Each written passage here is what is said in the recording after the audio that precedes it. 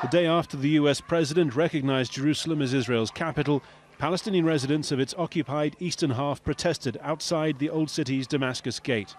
The unfurling of the Palestinian flag prompted the first of several interventions by Israeli security forces.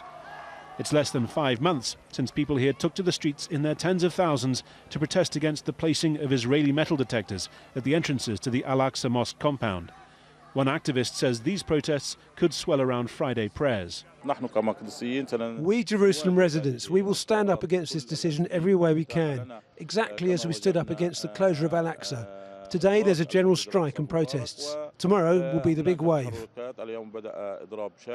A short distance from Damascus Gate, inside the old city, it's clear that most of the businesses here are observing the general strike that's been called in protest at Donald Trump's decision. It's a pretty big sacrifice for them. It's a sign of how deeply this is being felt. Bakeries are among the businesses exempt from the strike. Ayad Bouger was born here in what Palestinians view as their capital. He says Trump has jeopardized its future status. Jerusalem is a sacred place for 3 religions. He can't just give them something that is just for them. There was Islam, Judaism and Christianity all here. This is a city of peace.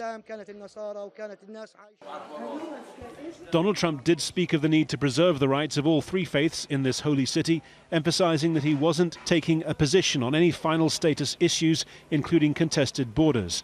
But his decision to recognize what he called the reality of its status as Israel's capital has also emphasized another reality for Palestinians: life under occupation, with a peace process stalled for 2 decades and now thrown into ever greater jeopardy.